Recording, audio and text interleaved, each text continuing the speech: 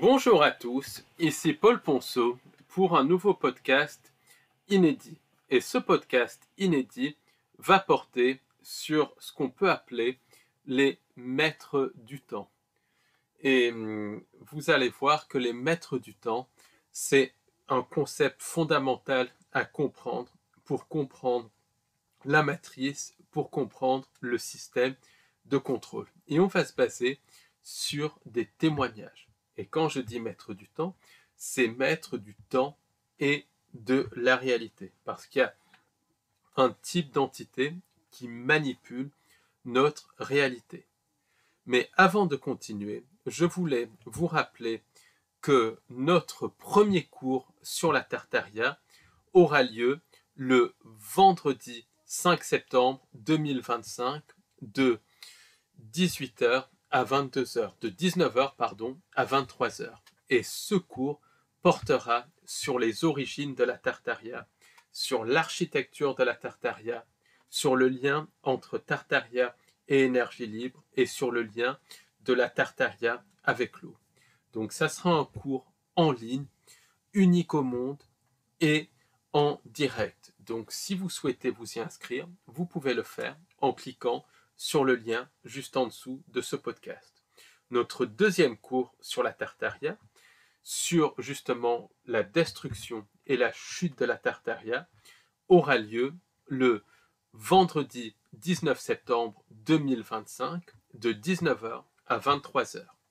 Et notre troisième cours sur la Tartaria, sur les peuples de la Tartaria, notamment les géants, les Néphilim et le petit peuple, aura lieu le vendredi 26 septembre 2025 de 19h à 23h. Donc chacun de ces trois cours sont indépendants les uns des autres. Autrement dit, vous pouvez vous inscrire au deuxième cours sans avoir vu le premier et vous pouvez vous inscrire au troisième cours sans avoir vu le second et le premier. Bien évidemment, c'est des cours qui sont cohérents, donc le mieux, c'est de vous inscrire aux trois, mais vous pouvez tout à fait prendre le troisième cours, par exemple, sans avoir vu les deux premiers. C'est vraiment conçu pour ça.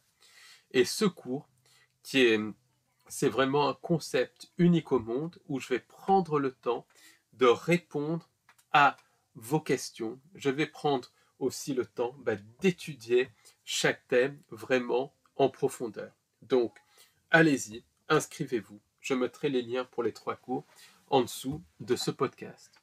Sachez également que notre livre, La matrice archontique et le piège temporel, est disponible sur le site librairiedubonheur.com. C'est un livre qui vient de sortir, donc qui est sorti en avril 2025, et c'est le livre qu'on a écrit qui va le plus loin dans l'étude de ce système de contrôle.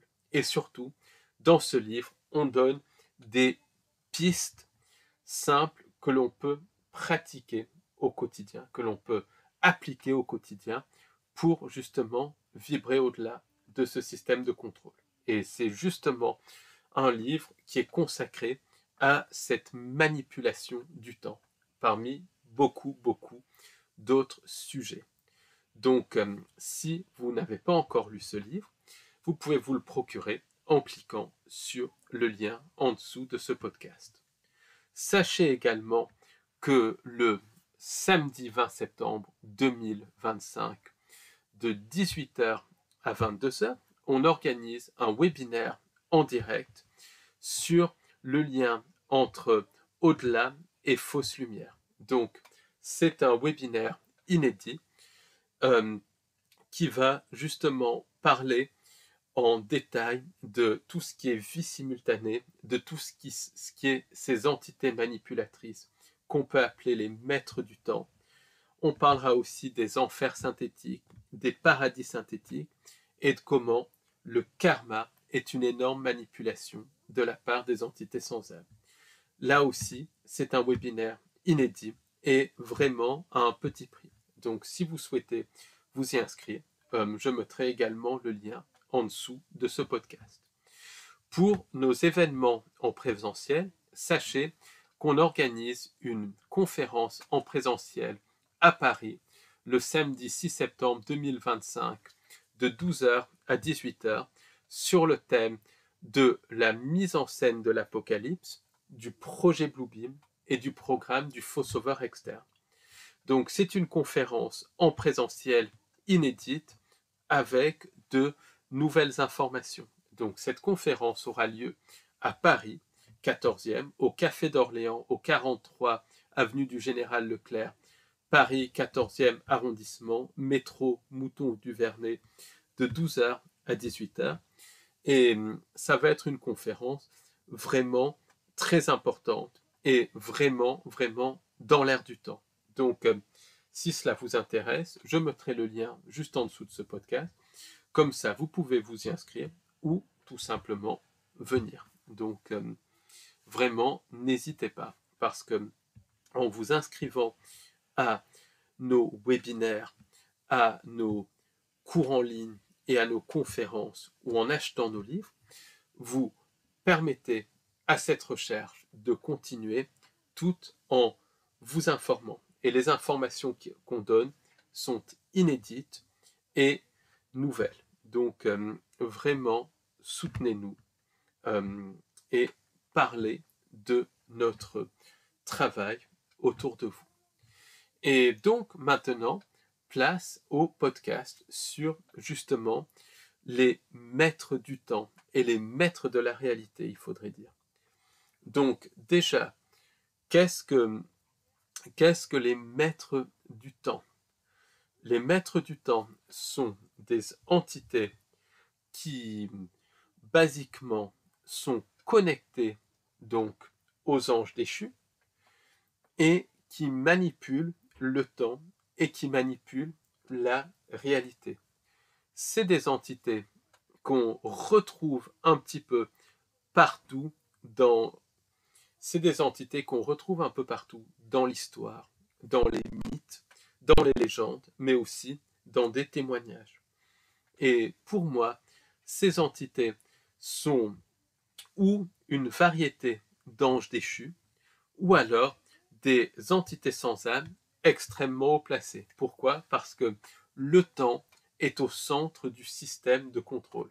Le temps, c'est quelque chose qui est issu de la technologie des entités sans âme, c'est quelque chose qui n'existe pas à proprement parler, ça existe pour nous, mais ça n'existe pas pour les entités, et le temps tel qu'on peut le concevoir ici, c'est un petit peu comme le temps d'un jeu vidéo.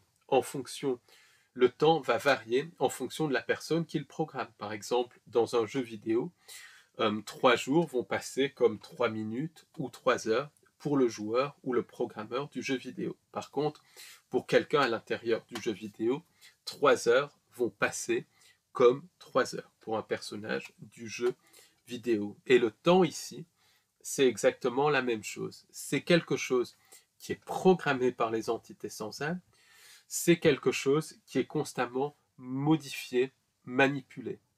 Et il y a un ou plusieurs types d'entités très haut placées dans la hiérarchie, parce que le système est très hiérarchisé, qui manipulent le temps et la réalité.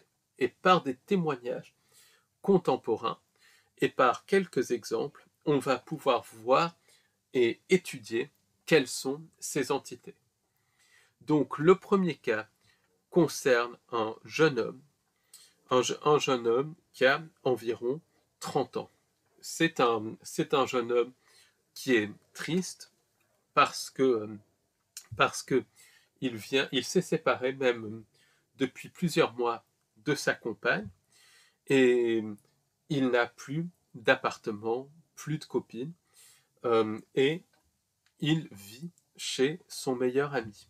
Donc c'est quelqu'un qui est triste, qui a du mal à se faire à sa nouvelle vie et un jour, ce jeune homme s'endort. Donc quand il s'endort, il se réveille le matin et pendant quelques instants, il ne reconnaît absolument plus son environnement. Son environnement est totalement différent. Et il est dans voilà, un environnement différent, mais qu'il connaît. Et le temps qu'il reprenne ses esprits, il se rend compte qu'il est chez les parents de sa fiancée, de son ex-fiancée, et dans la chambre de son ex-fiancé. Donc là, il comprend pas, il se pince, mais tout paraît réel. Il commence à se lever, il se lève, tout l'environnement paraît absolument réel. Même il se tape, voilà, et puis tout paraît réel, comme une situation absolument réelle. Donc là, à côté de lui, il y a sa copine qui est en train de dormir. Et, il réveille sa fiancée et il lui dit mais qu'est-ce qui se passe? Qu'est-ce qui se passe? On est séparés, pourquoi je suis ici? Et la copine lui dit mais on n'a jamais été séparés. Il y a eu des tensions entre nous. J'ai eu une relation extra-conjugale, mais on ne s'est jamais séparés. On a au contraire parlé de tout ça. On n'a jamais été séparés. Au contraire, au contraire, au contraire, on a des projets. On va s'installer cette semaine chez ton meilleur ami qui a une grande maison. On n'est pas séparés. Tu dois être fatigué, tout ça. Donc là, le garçon dit, si, je te jure qu'on est séparés. Et la copine lui dit, arrête de dire des bêtises. Elle le regarde presque avec colère. Donc le garçon, il ne dit plus rien. Et là, sa copine se lève, il descend manger le petit déjeuner avec ses beaux-parents. Ses beaux-parents l'accueillent comme si de rien n'était. Et il ne parle même plus de ça à sa copine, mais il ne comprend pas. Ça le turlupine. L'après-midi, il va faire une promenade au parc avec sa copine. Et là, voilà, il est vraiment effrayé quelque part par tout ça. Mais il se rend compte que sa copine est vraiment amoureuse de lui, qu'elle lui prend la main, qu'elle l'embrasse. Et il voit que son visage est le même, mais il y a une différence subtile dans son expression, dans sa manière d'être. Mais elle est beaucoup, beaucoup plus affectueuse qu'avant, beaucoup plus... Voilà, il y a vraiment, vraiment, c'est différent. Et lui, il a peur, mais après, il se dit, au fond, voilà, au fond, c'est une situation qui est plutôt bien. Donc, il mène voilà, il mène sa vie. Il se dit, j'ai peut-être changé de timeline, j'ai peut-être rêvé ce qui s'est passé avant, peu importe, mais il mène sa vie. Et, donc, donc son travail est le même, mais c'est simplement avec sa copine, c'est vraiment, voilà, c'est différent. Il est en couple à nouveau avec sa copine et tout. Donc il va à son travail, tout est normal et tout. Et le soir, il retourne chez les parents de sa copine et sa copine. En fin de semaine, le garçon et sa copine déménagent et s'installent chez le meilleur ami du garçon, qui dans la première timeline logeait le garçon. Donc, donc là, comme l'ami du garçon avait une grande maison, une partie de la maison devient l'appartement du garçon et de sa copine. Et pour fêter ça, donc le garçon et sa copine et l'ami qui les loge décident de faire un repas. Et là, ils font un repas, une dinde avec des champignons et des choses, et voilà, des choses comme ça, un truc plutôt un bon repas, un bon repas. Donc pour préparer le repas, le garçon sort un pot de champignons. Et il se trouve que la conserve de champignons a été offerte par le frère de l'ami qui les loge. Et là, le garçon se dit, mais moi je pensais que c'était mon frère qui avait offert cette conserve de champignons. C'est des petites choses comme ça qui ont changé. Dans la cuisine aussi de son meilleur ami, les objets sont disposés un petit peu différemment. Il y a des différences subtiles. Et voilà, le garçon est quand même troublé, mais il est heureux finalement dans sa nouvelle vie. Donc, il se coule dedans. Là s'ensuit plusieurs années d'une relation très heureuse et épanouie. Donc, l'amour entre le garçon et sa fiancée grandit. Le garçon obtient une promotion dans son travail. La copine a aussi un travail, très bon travail et tout. Le couple vit vraiment une vie idyllique. À un moment donné, le couple prenne leur propre appartement et ils décident de se marier. Donc, un an plus tard, le garçon et sa fiancée se marient. Donc, comme depuis le début de l'histoire, peut-être 5 ou 6 ans sont écoulés. Le garçon doit bien avoir 35-36 ans. Voilà, il se marie, c'est un très beau mariage, tout le monde est content et tout. Et les deux mariés maintenant décident de partir en voyage de noces. Donc au mariage, les invités avaient offert beaucoup d'argent, donc ils ont un très beau voyage de noces, et ils décident de partir à Hawaï. Donc le garçon et sa copine et sa femme préparent leur bagage, ils sont contents, et ils, ils arrivent à l'aéroport. Et là, la copine dit, j'ai envie d'aller aux toilettes. Donc, il trouve un café et s'installe dans le café, commande des viennoiseries, du café, et la copine va aux toilettes du café. Bon, jusqu'à là, c'est complètement anodin, complètement banal. Et le garçon est très excité à l'idée de voir les îles Hawaï. Il ne repense plus à son ancienne vie, à l'ancienne timeline, il pense que c'est un rêve, il est dans son truc. Et là, un homme extrêmement bizarre s'approche de lui. C'est un homme qui a une soixantaine d'années, qui est habillé complètement en blanc et qui porte un chapeau blanc. Donc, quand le garçon essaye de voir son visage, le visage est là sans être là. Un petit peu comme une image floue, une image brouillée. Et voilà, il n'arrive pas à vraiment voir les traits du visage, juste les grandes lignes, comme si c'était flou. Donc là, le garçon pense que c'est parce que le chapeau de l'homme cache la vue. Donc, et l'homme s'assoit à côté du garçon. Donc le garçon, il se dit, mais c'est quoi ça? Et dit à l'homme, qu'est-ce que vous faites à côté de moi? Et l'homme lui dit, je suis un maître du temps. Donc voilà, tu n'es pas dans ta bonne timeline, je vais te renvoyer d'où tu viens. Donc le garçon, il n'y comprend rien. Il lui dit, mais dégage de là, tu es à la place de ma copine, elle va revenir, elle est allée faire pipi, tu pars d'ici.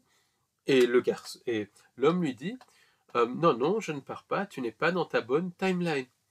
Donc là, l'homme refuse de partir, le garçon commence à hausser le ton, maintenant tu t'en vas. Et il en vient aux mains, il le prend et il enlève l'homme qui se fait passer pour un maître du temps.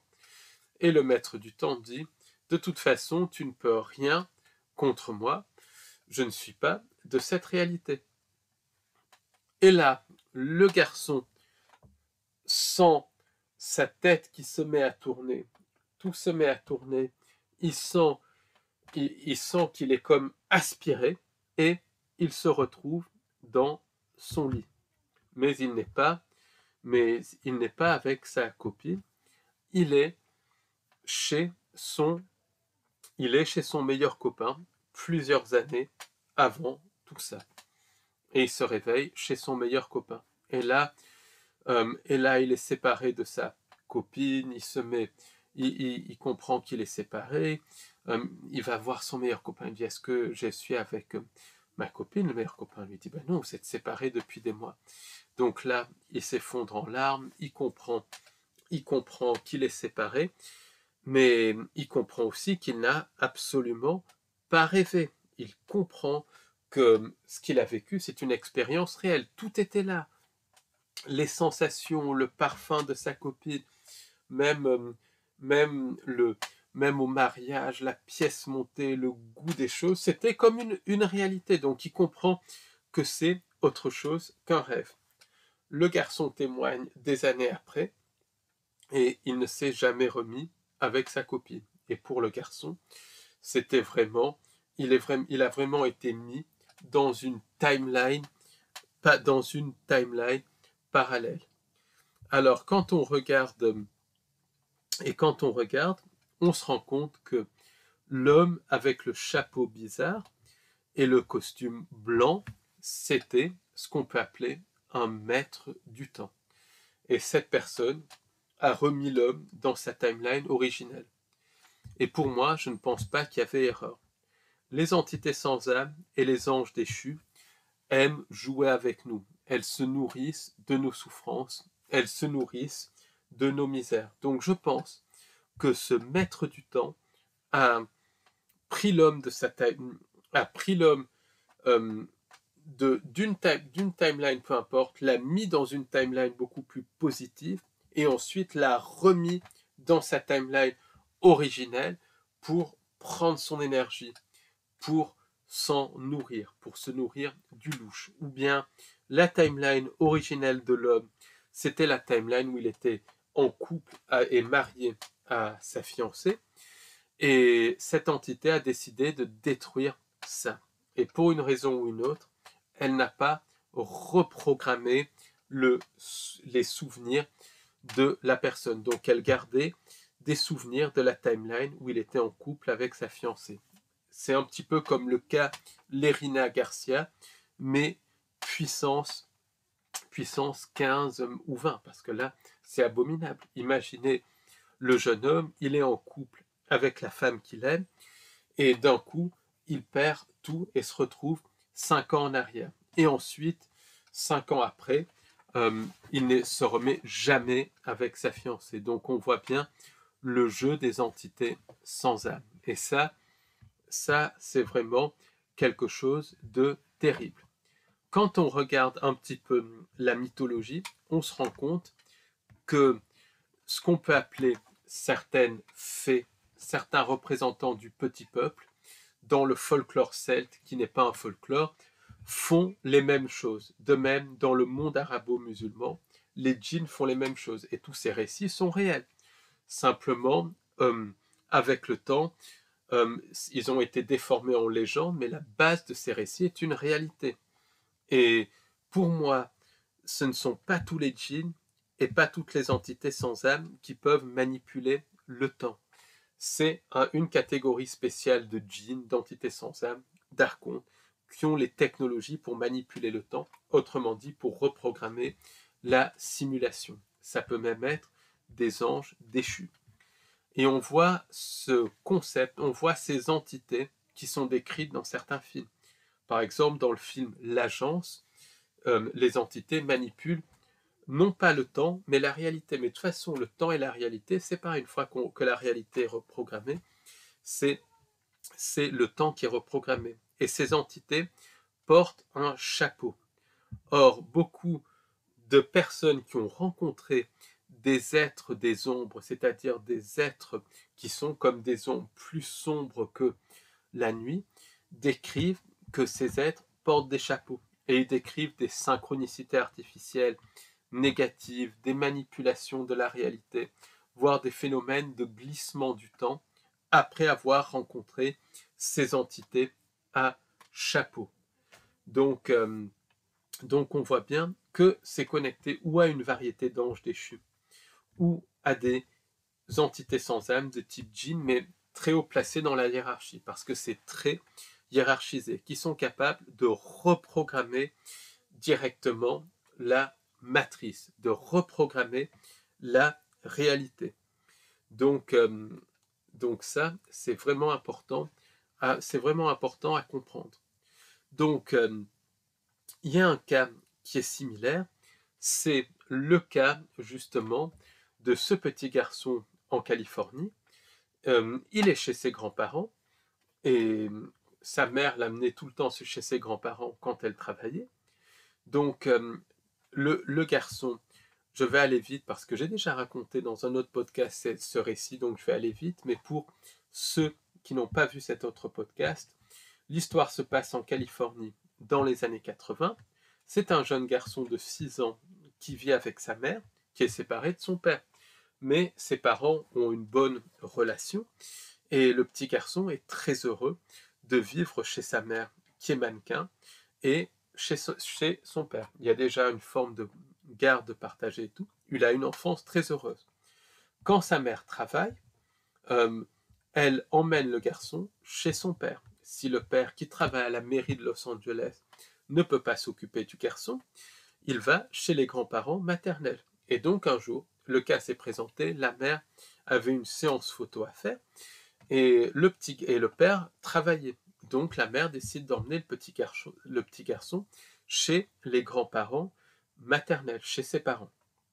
Donc ils habitent dans les montagnes au-dessus de Los Angeles. Donc c'est extrêmement montagneux et malheureusement cette région a été au cœur de l'actualité il y a quelques mois avec les incendies et tout, mais c'est une région dans les hauteurs de Los Angeles très montagneuse, voilà, et extrêmement belle, beaucoup de forêts, de choses comme ça. Donc elle amène le petit garçon chez ses parents. Les parents sont très contents de recevoir leur petit-fils et tout. Le garçon joue avec son grand-père et à un moment donné, il veut aller dehors. Mais la grand-mère lui dit « Ne va surtout pas dehors. J'ai vu un serpent à sonnette, un crotal. Donc tu risques de te faire mordre. » Donc le petit garçon reste jouer avec son grand-père. Et à un moment donné, il s'ennuie. Donc quand son grand-père ne le surveille pas, le petit garçon fait ce que font beaucoup d'enfants, il désobéit et il sort pour essayer de voir et de peut-être de capturer le serpent pour faire plaisir à sa grand-mère. Donc là, le petit garçon fouille le jardin. Dans le jardin, il y a des poules, un petit peu des choses comme ça. Et il y a une espèce de morceau de métal. Donc il soulève la plaque en fer. Et sous la plaque en fer, il voit un crotal, mais vraiment très grand, d'à peu près 2 mètres de long. Donc là, le petit garçon est absolument effrayé. Il laisse tout tomber. Il court chez lui. Grand-père, grand-père, j'ai vu le crotal, au secours, grand-père, j'ai peur. Et il arrive chez lui, chez ses grands-parents, et là, les meubles ont changé. Les meubles qui étaient rétro sont des meubles de style années 80, donc des meubles modernes. La disposition dans la cuisine a changé, et il n'y a personne dans la maison. La porte est ouverte, mais il y a absolument personne. Donc quand il court dans le jardin, il n'y a plus les poules, le jardin est complètement différent, donc le garçon panique. Il va frapper chez la voisine, et chez le couple de voisins. Et les voisins, c'était un couple de gens, peut-être 60-70 ans, relativement âgés, comme les grands-parents. Et là, c'est une dame, donc d'une 50aine d'années, qui ouvre la porte. Et là, il dit... là, il la reconnaît pas, donc il commence vraiment à paniquer. Et la dame voit que le petit garçon est vraiment en panique. Elle le fait entrer. Et elle lui dit calme-toi, dis-moi ce qui ne va pas. Et il dit voilà, j'étais chez mes grands-parents qui habitent la maison juste à côté de chez vous, et ils ne sont plus là. Ils ont disparu. Et elle dit mais c'est pas possible que tu sois chez tes grands-parents juste à côté, la maison à côté de chez nous. C'est un couple de notre âge qui a des enfants d'une douzaine d'années. Donc c'est pas possible. Non, non, à ma connaissance, ils ne sont pas grands-parents, à moins qu'ils ne m'ont pas dit qu'ils avaient un autre enfant et des petits-enfants. Mais non, non, c'est pas possible. Et ils sont trop jeunes pour ça. Donc là, mais il dit mais si. Donc la dame voit bien qu'il est vraiment triste, donc elle l'emmène voir les voisins. elle frappe à la porte, et là, elle croit qu'il n'y a personne, mais au bout d'un moment, quelqu'un ouvre, et c'est l'homme de la maison d'à côté qui disait, moi j'étais en train de travailler dans mon jardin, voilà, j'étais en train de travailler dans mon jardin, qu'est-ce qui se passe? Et elle dit, voilà, ce petit garçon a perdu ses grands-parents. Et le garçon, là, il est vraiment en pleurs, il dit, mais vous n'êtes pas mon grand-père. Il dit, je ne suis pas grand-père, moi, je ne suis pas grand-père, j'ai des enfants d'une douzaine d'années, je ne suis pas grand-père. Donc la dame qui avait recueilli le petit garçon, elle appelle la police. La police vient et ils disent, bah, c'est certainement le petit-fils d'un randonneur qui a perdu ses grands-parents. On va l'amener au poste de police et on va vite résoudre ça. Donc au poste de police, il demande au petit garçon son nom et son adresse. Donc il les connaît parce qu'à l'époque, dans les années 80, il n'y avait pas de téléphone portable et tout, donc les enfants connaissaient leur nom, adresse, numéro de téléphone extrêmement jeune, donc il connaît son nom, son adresse et tout. Donc les policiers essayent de contacter la mère, mais personne ne répond. Donc ils prennent le petit garçon et ils l'amènent carrément chez sa mère. Et là, l'appartement de la mère, l'immeuble existe, mais l'appartement de la mère n'existe même pas. C'est une espèce de remise. Donc là, le petit garçon est horrifié, en pleurs, et c'est pareil, le père n'existe pas. Du coup, des recherches sont faites pour retrouver l'identité du garçon. Son identité n'existe même pas. Le garçon a fini par être adopté, et c'est par l'intermédiaire de Tom Lyons qu'il a raconté, donc plus de 40 ans plus tard, son histoire. Et comme il dit, avant il avait une vie avec des parents, des grands-parents, une vie heureuse qui a changé en une seconde. Donc quand on regarde le récit, on se rend compte qu'il y a un serpent. Et les djinns dans le folklore arabo-musulman, qui n'est pas du folklore, se transformaient très souvent en serpents. Les anges déchus ont la capacité aussi de se transformer en serpents. Par exemple, dans le Jardin de l'Éden, donc qui est un récit qui a été enjolivé, mais qui est connecté justement à la manipulation des anges déchus. Les anges déchus prenaient la forme de serpents. Donc pour moi, le garçon, ce qu'il a vu, c'est un ange déchu, un constructeur de la matrice, ou alors une entité sans âme très haut placée, qui a littéralement manipulé sa réalité, l'a mis dans une timeline où il n'appartenait pour ainsi dire pas, avec des conséquences abominables. Et ces modifications de timeline, et de temps et de réalité, c'est vraiment, vraiment connecté au ciblage et au jeu des entités sans âme. D'ailleurs, je demande si parmi vous, chers auditeurs, il y a des personnes qui ont vécu des expériences de modification totale de timeline, n'hésitez pas à m'envoyer un mail. Mon adresse mail est dans les liens juste en dessous de ce podcast. Voilà, si vous avez vécu des expériences comme ça, n'hésitez pas à nous le faire savoir en nous envoyant un mail, parce que pour moi, ces expériences sont fondamentales pour comprendre le système de contrôle de la matrice. Donc, on se rend bien compte qu'on a affaire à des entités, à un type spécifique d'entités qui sont capables de manipuler le temps, de manipuler la réalité.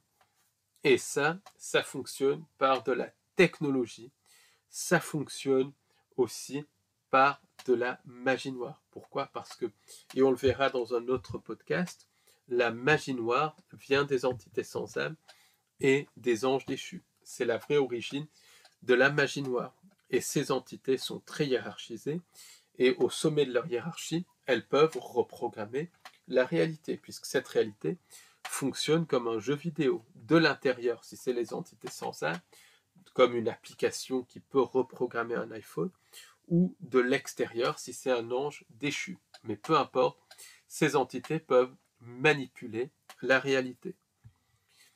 Il y a des entités de type Men in Black, donc qui ont été vues par de nombreux témoins et qui sont très souvent connectées de manière indirecte à des entités aux yeux noirs.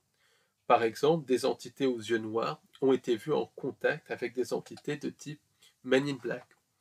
Selon donc une contactée avec laquelle je suis en contact, les entités de type Men in Black sont des entités qui sont de type reptilien, qui ont une apparence non humaine, et cette dame les appelle les Orsen. C'est un nom qu'elle a mis pour décrire les Men in Black, parce qu'en fait, leur aspect Men in Black avec le chapeau, c'est un aspect qui se donne, puisque ces entités peuvent modifier leur apparence.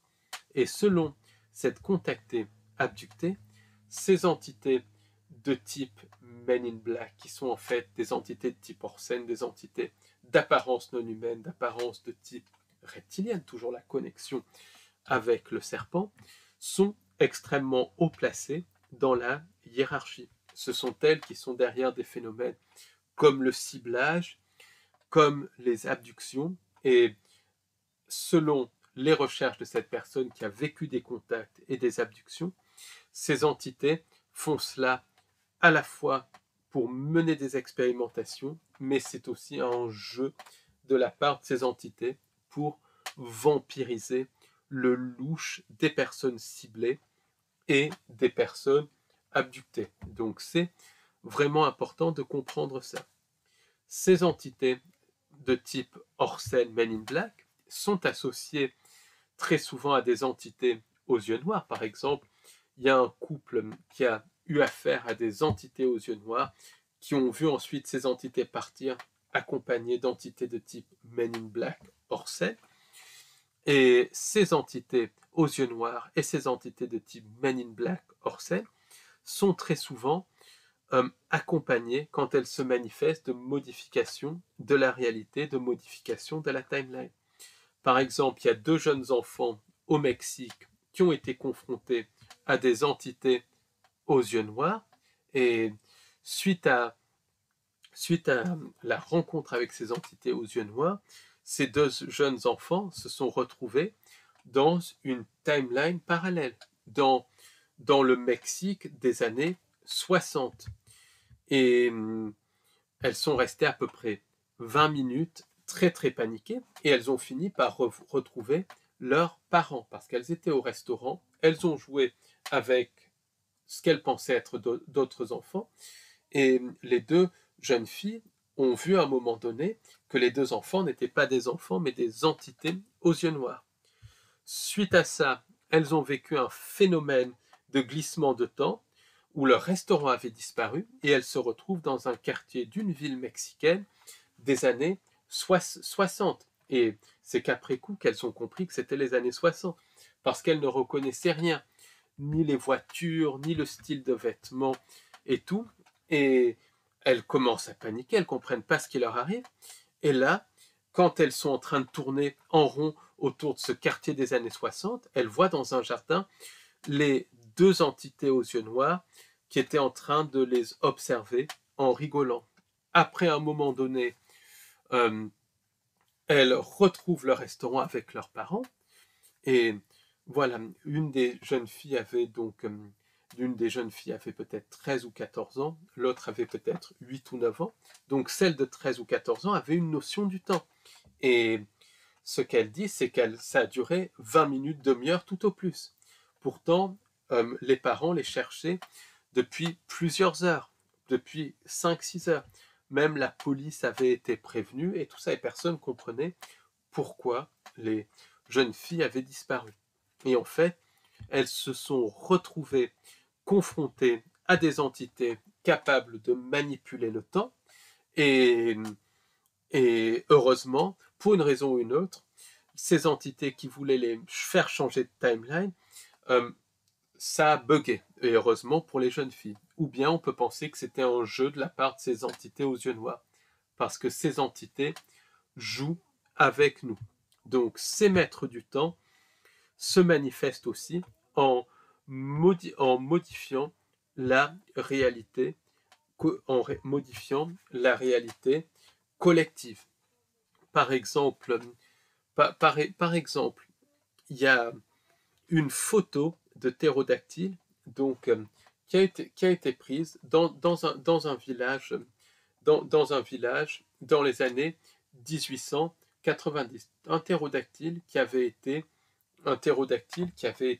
tué, puisque les entités de type ptérodactyle, de type dinosaure, sont vues régulièrement et elles correspondent tout simplement à des formes de vie inconnues terrestres. Elles correspondent aussi à des formes de vie d'autres dimensions. Et enfin, c'est multifactoriel, mais ces entités sont physiques et continuent d'être aperçues.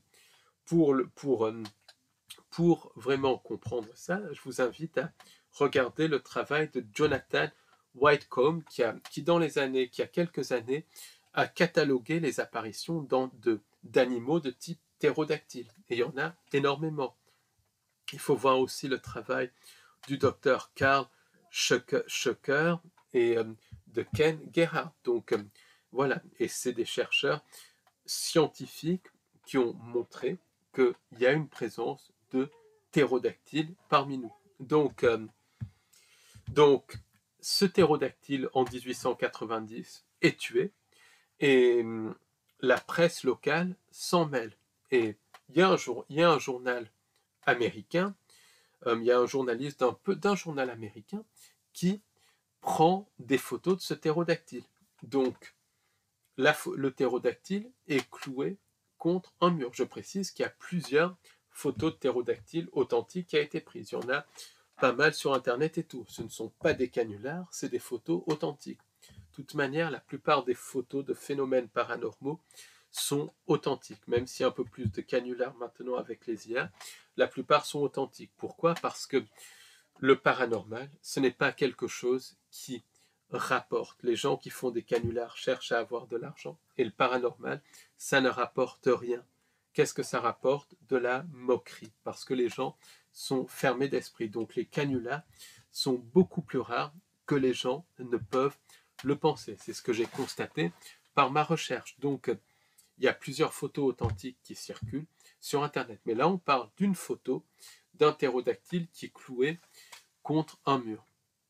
Et donc, cette photo a circulé dans la main de grands cryptozoologues comme notamment Ivan Sanderson et John Keel. Et même à un moment donné, à une émission de la télévision canadienne, Ivan Sanderson a tenu cette photo et l'a montrée à une émission de télévision canadienne qui s'appelait l'émission de Pierre Berton dans les années 60 ou 70. Je crois que c'est années 60. Émission assez connue à l'époque. Donc beaucoup de gens se rappellent que Sanderson, donc un grand cryptozoologue, montrait l'original de cette photo. Même Sanderson et John Keel disaient très clairement avoir vu cette photo, vu l'original et tout. Or, des années plus tard, des chercheurs ont voulu retrouver l'original de cette photo et aucune trace de cette photo. Même l'émission où était intervenu Sanderson n'était plus du tout présente dans les archives. Dans l'article original de journal, il y a un article sur ce ptérodactyle tué, mais il n'y a pas de photo, alors que des grands cryptozoologues avaient vu une copie de la photo. Donc c'est comme si cette photo avait été effacée de la réalité, littéralement, comme si la timeline avait été reprogrammée pour que cette photo ne soit plus présente. Et ça peut être très bien connecté à ces entités de type maître du temps qui reprogramment la réalité pour qu'un événement n'ait pas lieu.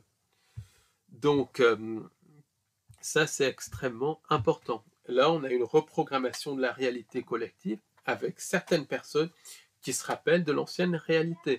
Ça peut paraître anodin, mais il y a cette reprogrammation. Par exemple, on parle de l'effet Mandela, mais on peut parler aussi de l'effet canard, parce qu'il y a une partie de la population qui ne se rappelle pas que le canard a été président entre 2016 et 2020, littéralement. Pourtant, le canard a été président des États-Unis entre 2016 et 2020. C'est un fait historique. Et, et justement, il y a beaucoup de gens qui ne se rappellent pas de ça. Par exemple, il y a quelqu'un qui est dans le milieu de la recherche de vérité, une chercheuse très sérieuse qui a fait un travail de qualité, qui ne se rappelle absolument pas de la première présidence du canal, elle se rappelle d'autres choses.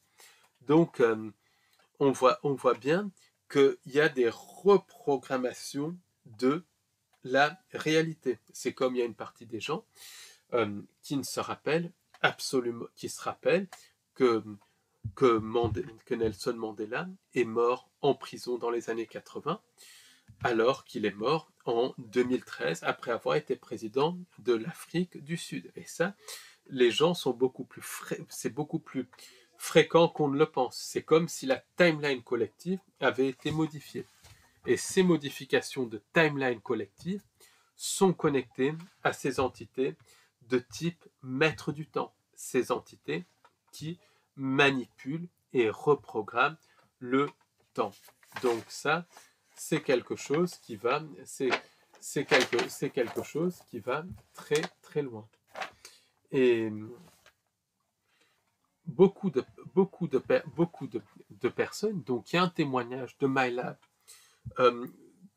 dont je parlerai en détail dans le podcast abonnement, parce que c'est à plusieurs niveaux, ce témoignage est à plusieurs niveaux, mais cette personne en gros se rappelle d'une MyLab, d'une abduction par la face ésotérique du complexe militaro-industriel et la civilisation parallèle, et au cours de son abduction par cette civilisation parallèle, par la face ésotérique du complexe militaro-industriel, cette abductée se souvient très très très clairement de la présence d'êtres des ombres, littéralement, de la présence d'êtres des ombres, autrement dit, d'entités de type ombre qui collaboraient avec ces membres de la face ésotérique du complexe militaro-industriel.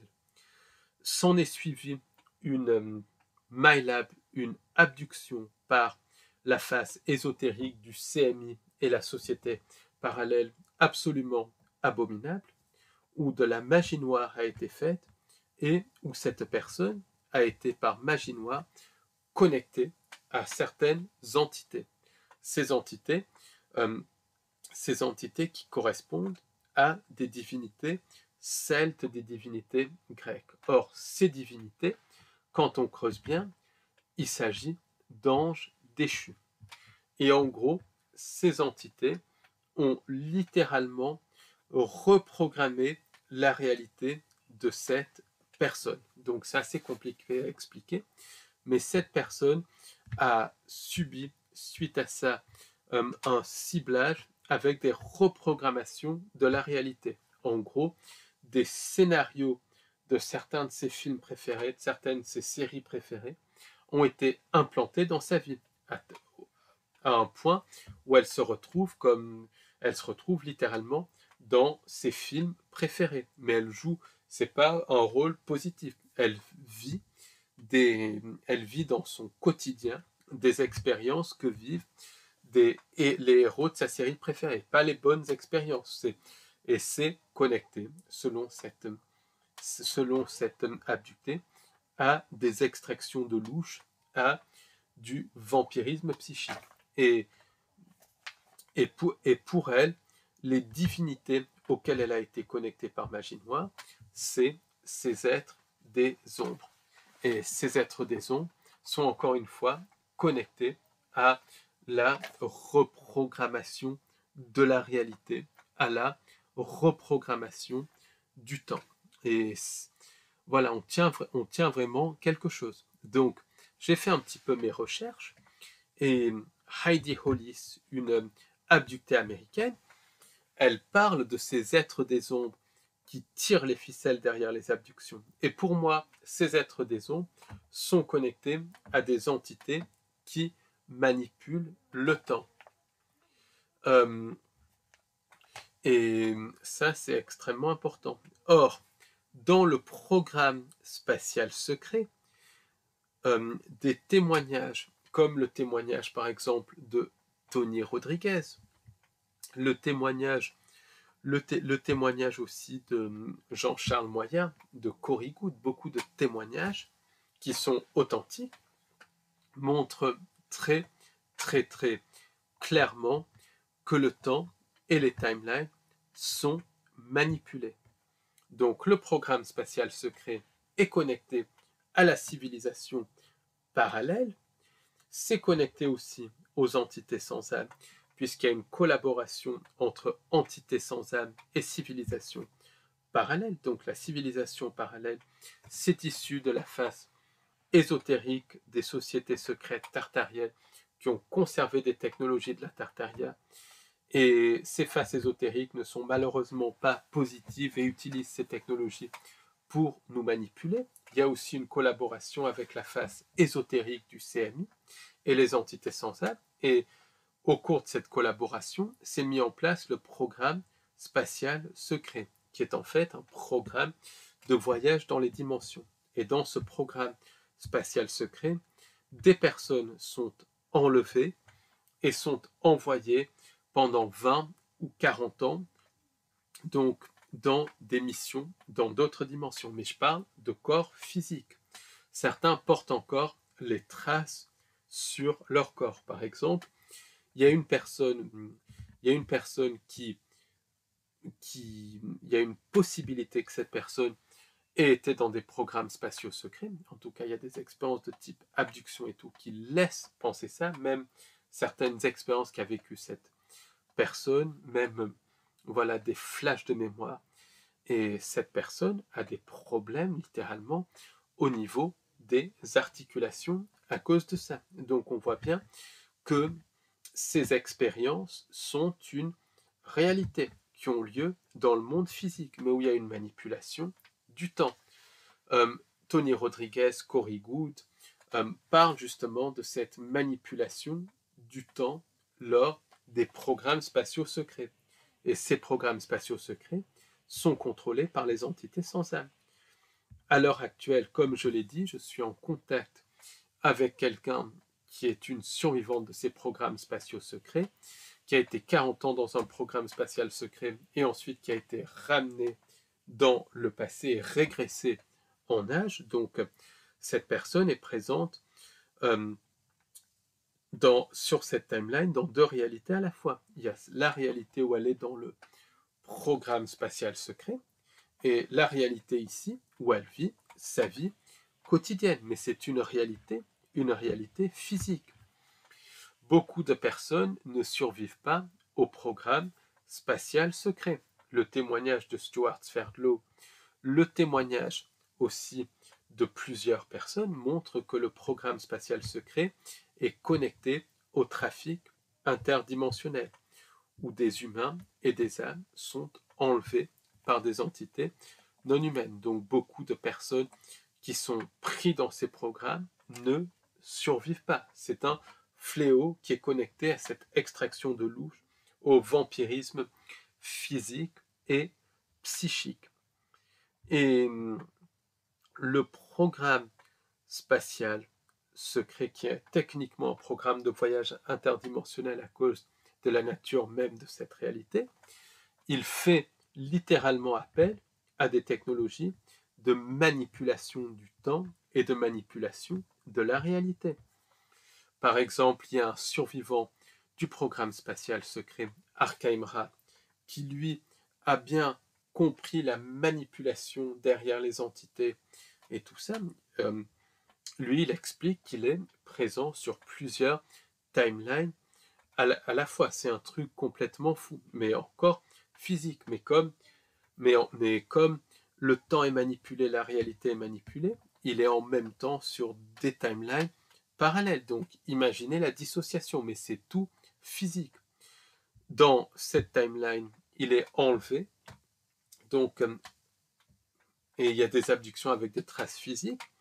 Il est ensuite envoyé ou dans une timeline parallèle, ou alors il est envoyé en mission entre guillemets. C'est plus, moi je pense que c'est plus une expérimentation, un truc abominable. Il est envoyé des années en mission entre guillemets. Ensuite, après avoir souffert les pires choses, il est ramené, régressé dans le temps, ramené juste après son départ. Mais il garde les souvenirs de ce qu'il a vécu et il en garde littéralement les traces des cicatrices sur le corps. Donc c'est des interférences à n'en pas finir, des manipulations du temps, mais dans la réalité physique. On ne parle pas d'astral, on ne parle pas d'éthérique. Et derrière le programme spatial secret, pour moi se cachent ces entités qu'on peut appeler les maîtres du temps. Alors, on peut se poser, et d'ailleurs, beaucoup de survivants de programmes spatiaux secrets décrivent des entités de type entité des ombres, même beaucoup d'abductés. Donc on peut se poser la question, qui sont les maîtres du temps? Quelles sont les entités qui tiennent, qui finalement contrôlent la réalité? Donc pour moi, c'est des entités de plusieurs types. Il y a des entités de type entité sans âme qui sont très haut placées dans la hiérarchie des entités sans âme. Les entités sans âme, c'est des applications qui peuvent interagir avec la matrice, et il y a des applications, des entités sans âme, qui peuvent reprogrammer la réalité. Et les maîtres du temps, c'est certaines de ces entités. Ça pourrait être certains types de djinns très haut placés dans la hiérarchie. Par exemple, certains Men in Black hors scène seraient ce genre d'entité. Certains êtres des ombres seraient ce genre d'entité qui tirent les ficelles derrière les autres entités sans âme et qui reprogramment la réalité. Donc c'est le sommet de la hiérarchie des entités sans âme. D'ailleurs, dans le folklore arabo-musulman, beaucoup de djinns sont décrits comme des êtres des ombres. La chercheuse américaine Rosemary Guiley, aujourd'hui malheureusement décédée, avait fait le rapprochement il y a quelques années entre les djinns et les êtres des ombres, et entre les djinns et la manipulation du temps et la manipulation de la réalité. Le chercheur Nick Redfern a fait ce rapprochement. Donc pour moi, c'est pas tous les djinns, pas tous les archontes qui peuvent manipuler la réalité, c'est un certain type de djinn, un certain type d'archonte très haut placé dans la hiérarchie. D'autres maîtres du temps, entre guillemets, sont des anges déchus c'est des anges déchus qui, eux, sont capables de reprogrammer la réalité, puisque les anges déchus ont mis en place cette fausse création. Donc on peut faire le rapprochement entre ces maîtres du temps, entre guillemets, parce que c'est tout sauf des maîtres, c'est des abominations, et les seigneurs du karma qui poussent les gens à se réincarner, à consentir à un certain chemin de vie. Pour moi, ce qu'on peut appeler les seigneurs du karma sont des laquais de ces maîtres du temps. Et ces maîtres du karma, seigneurs du karma, sont des laquais des maîtres du temps qui en fait font se réincarner les gens dans une timeline, une réalité, une époque voulue par les anges déchus. Donc pour moi, ce qu'on peut appeler les seigneurs du karma sont connectés à ces maîtres du temps. Et les maîtres du temps, tout laisse à penser que quand une personne s'incarne, il joue avec cette personne, manipule son destin et son chemin de vie, et ça peut expliquer Et ça peut expliquer ce qu'on appelle les coups du destin, quand par exemple quelqu'un a tout et perd tout, tombe malade et tout. Je pense que beaucoup de coups du destin sont connectés au jeu pervers de ces maîtres du temps, qui sont ou des djinns très haut placés dans la hiérarchie, ou des anges déchus. Et le but de ce jeu des maîtres du temps, c'est de vampiriser le louche, de prendre l'énergie psychique et de prendre des fragments d'âme. Donc on voit bien que ces maîtres du temps, entre guillemets, ces entités qui manipulent le temps, ces anges déchus et ces djinns de très haut niveau, jouent un rôle dans la manipulation des cycles d'incarnation-réincarnation et dans la manipulation de l'au-delà. Donc, qu'est-ce qu'on peut faire par rapport à ça? C'est déjà prendre conscience de la présence d'entités qui manipulent le temps et la réalité. Simplement, très très peu de personnes sont même conscients de la présence d'entités. Après, le poids du New Age fait que même les gens qui sont conscients de la présence d'entités vont penser que les entités, c'est des choses qui partent avec des prières et tout ça, faire brûler quelques encens, quelques bougies et tout, alors que ce n'est pas le cas. Les entités manipulent la réalité et ce sont des entités qui sont physiques comme nous, qui peuvent interagir sur la réalité, qui peuvent littéralement reprogrammer le temps. Ces entités peuvent aussi manipuler nos pensées, nos perceptions. Et elles sont derrière les synchronicités artificielles. Donc ce ne sont pas du tout des entités comme le décrivent le New Age. Après, un autre problème aussi, c'est qu'il y a des gens qui comprennent le côté manipulateur des entités, mais qui n'intègrent pas le paramètre temps et le paramètre matrice, nature de la réalité. Donc ça fait que les gens oublient que ces entités peuvent manipuler le temps et la réalité elle-même. Et ça, c'est quelque chose de très très important à se rappeler. Et comme ces entités attaquent si l'on n'est pas conscient, parce qu'elles veulent rester cachées, c'est pour ça qu'elles se montrent sous des aspects qui ne sont pas les leurs. C'est la fausse lumière pour prendre le louche, manipulé par des systèmes de croyances, mais aussi pour rester caché. Donc à partir du moment où on prend conscience de ces entités, elles ont, et de leur nature profonde, manipulatrice et capable de manipuler le temps, elles ont moins d'impact sur nous. C'est pas la panacée, mais leur impact est moins grand. C'est pour ça que c'est extrêmement important de s'informer. Encore une fois, c'est l'information. C'est l'information qui est capitale. Ensuite, c'est vraiment utiliser nos pouvoirs créateurs pour créer des canevas de réalité qui vibrent au-delà de la réalité projetée par les entités sans âme. Parce que à partir du moment où on crée un canevas de réalité qui vibre au-delà de la réalité projetée par les entités sans âme et les anges déchus, elles peuvent moins facilement projeter leur réalité. Donc elles peuvent moins facilement nous manipuler carrément le temps et la timeline individuelle.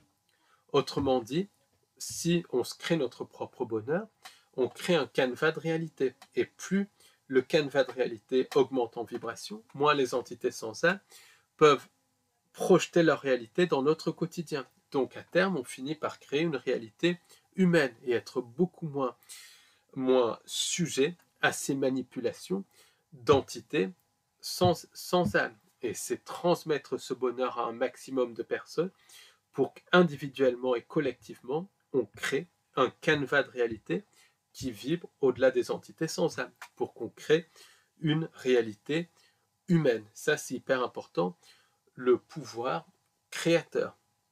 Or, ces entités font baisser très facilement la vibration pour pouvoir nous manipuler, pour qu'on reste à leur niveau, pour qu'elles puissent projeter leur réalité et manipuler notre réalité. Parce que tout est fait pour nous tirer vers le bas, que ce soit le cirque de la politique, le cirque de l'actualité, mais aussi les pensées intrusives. Donc c'est très très très important de faire un travail sur soi pour justement soigner les blessures, les micro-traumatismes et les traumatismes par lesquels passent ces entités pour nous manipuler, pour nous tirer vers le bas. Donc, encore une fois, les solutions viennent de nous. Pour des choses comme ça, c'est déjà l'information. Simplement, l'information ne circule absolument pas à propos de ce genre de manipulation. Ensuite, c'est vraiment utiliser nos capacités créatrices en se créant notre propre bonheur dans le quotidien pour justement mettre en place un canevas de réalité incompatible avec la manipulation des entités sans âme. C'est pas l'information et nos capacités créatrices qu'on pourra faire cesser ces manipulations de la réalité, ces manipulations du temps, qui pour moi sont ni plus ni moins que des crimes contre l'espèce humaine. Merci de m'avoir écouté et à très bientôt pour un nouveau podcast.